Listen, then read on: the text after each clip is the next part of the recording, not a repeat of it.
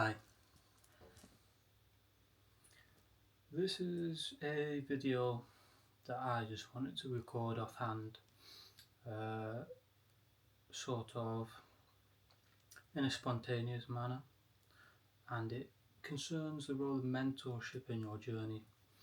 So I'll give you clarification.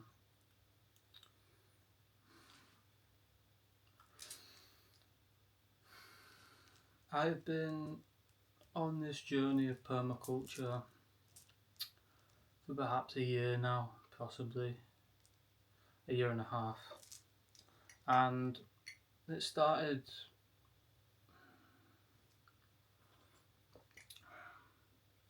seriously after I went to Australia and I volunteered slash interned with Jeff Lawton at his farm, Zaytuna Farm in New South Wales,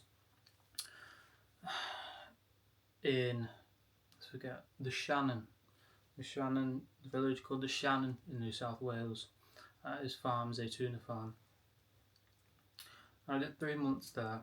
I learned a lot, but not what I wanted to necessarily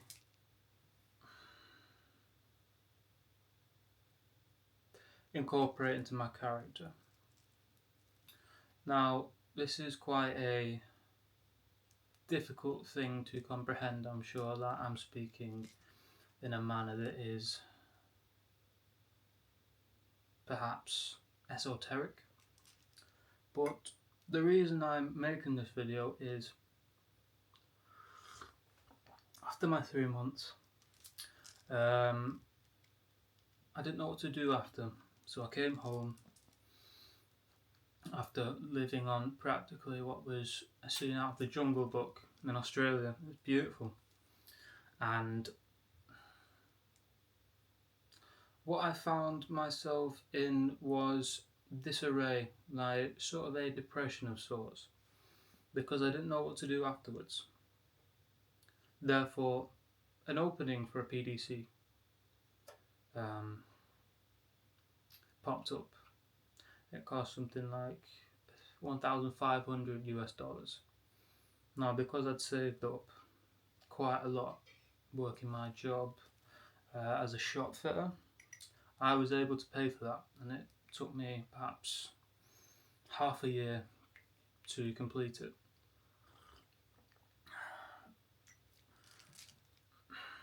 It may have been longer, but it was worth it.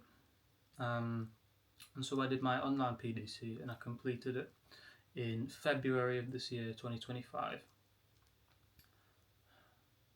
Then I found myself at another crossroad. I was like, where do I go from here? I want to be a permaculture designer and consultant, teacher, and to implement these systems across the world.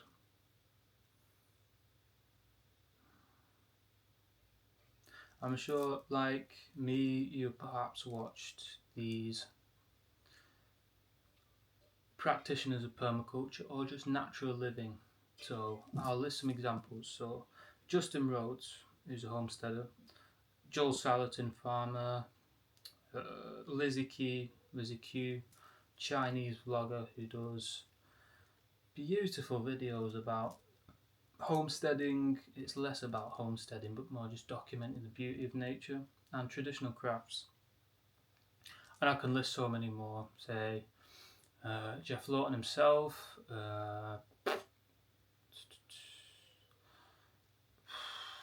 Weedham and Reap, yeah, the list goes on, for example. And I thought to myself, how am I actually going to get there if I'm just relying on my own initiative? It is hard to do so, and perhaps not many of us are cut out for it. I certainly, without direction, I fall into an abyss of bad habits, and I'm speaking very honestly here, outline depression. It's profound, quite profound. Maybe it has something to do with my autism, but that's another subject. Anyway, the reason why I'm making this video is because to actually progress where you want to go, you need a mentor. And they're hard to come by, admittedly.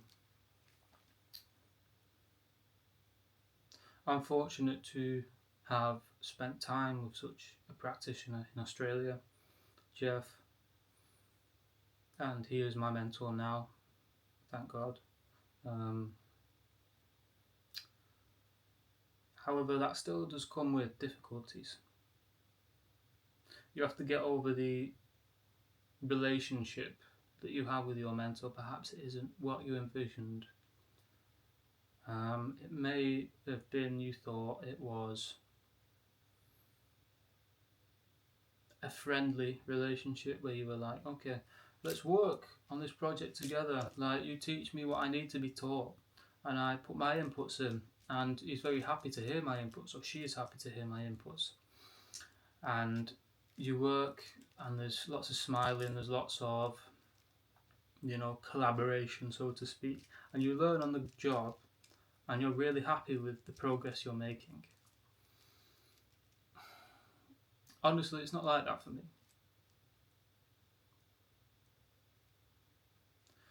And the reason why I'm saying this right now is because if you want a mentor in future, depending on the kind of person you want to be mentoring you, it's okay to acknowledge that the relationship isn't what you envisioned it to be. Now,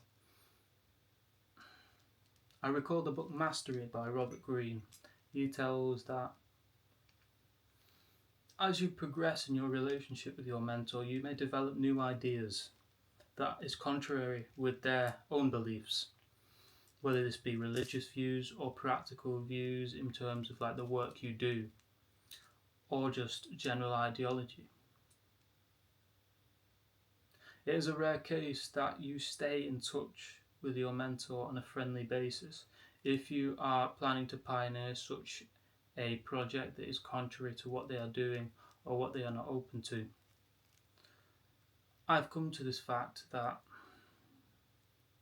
I may not have a good relationship with my mentor. Not the kind of mentorship relationship that I envisioned when I first started permaculture. Because I saw my mentor first on the internet, on his YouTube channel, Discover Permaculture with Jeff Lawton. And when I saw him, I was like, this is a friendly guy. It's going to be great. When you meet them in real life, it sometimes gives you a shock that they're not who they are on camera. Now, I'm not saying Jeff isn't a great guy, he is a great guy, but he's very generous with his time. He helps me, and for that it's commendable how much of a influence that he has on me. However,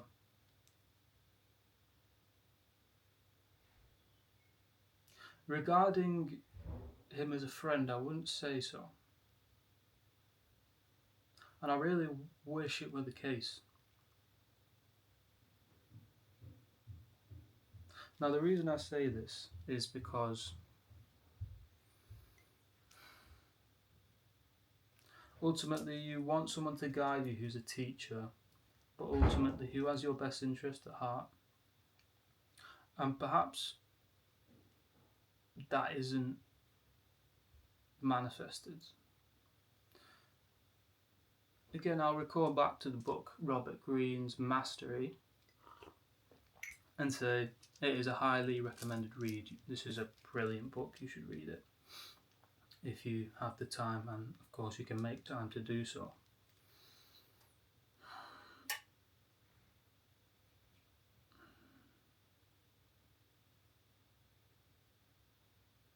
Ultimately, you shouldn't focus on the relationship. You should focus on where that mentorship can take you. You should focus on the goal, and whether your mentor is tolerable or intolerable, it doesn't matter. Now, if they are intolerable to the point of affecting you mentally, it may be a good idea to cut them off. Or alternatively, develop a stronger mind. It's harder said, no, it's harder done than said, so to speak. But ultimately, my message to you of this whole video, if you want to take one thing from this, is that it's okay to not like the person you are learning from. And when I say don't like, I mean in the fact that you don't like them as much as you thought you would. It's a sobering reality, but ultimately you are the one who's destined for great things in this future. They've had their time, and you have the opportunity to make something of yourself and of the earth in future, because you have the world as your oyster now. You have the opportunity to make this difference that they already have made their difference, so you can progress on their work and take it to new levels. How spectacular. Anyway, this is a short video from me just saying that your preconceptions of whether you thought such a person would be open to you in every way, if they're not, it's fine. I feel it too. And I know if it is the case that is what you're going through, or if you wish to pursue that, if you don't get along with them, it's okay. Ultimately, in a selfish sort of standpoint, you need to extract what you need from them, and then when the time is right, go your separate way. That isn't to say that you shouldn't service them within reasonable means. You should contribute to their operation and their work as much as you can within your capacity, but ultimately keep yourself as the mainstay. Firmly ground yourself that you are doing this for you and not for them. And if you are of a more generous personality type, perhaps, not to toot my own horn, but I tend to want to give. I don't want to be in debt to people. I tend to be more generous on that side. Perhaps I'm not, this is my own personal conviction, but learn what you want, learn what you need from these people, and then when the time is right, say, I can't do this anymore. Or alternatively, and this is probably a better option, say, I'm glad to have had this experience with you. I'll be eternally grateful to you. And I hope we can stay in contact. However,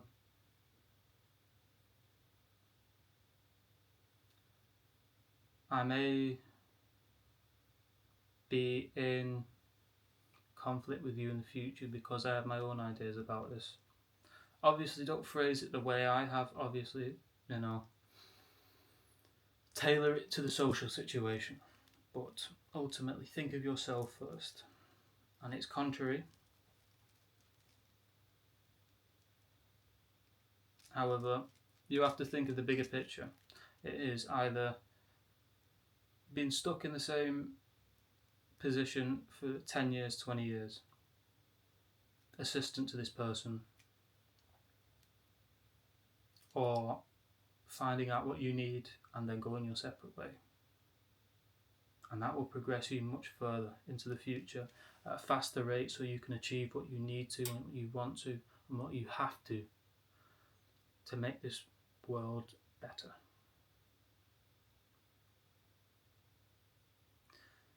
Thank you for watching. This has just been a quick observance of my own thoughts of why you need a mentor and what sort of relationship you should have with your mentor. And I'm glad that you were on this journey with me. By the way, my name's Joel. If you didn't know, I am the founder of the Gaia project. On this channel we explore a few things such as health and wellness, ecological entrepreneurship,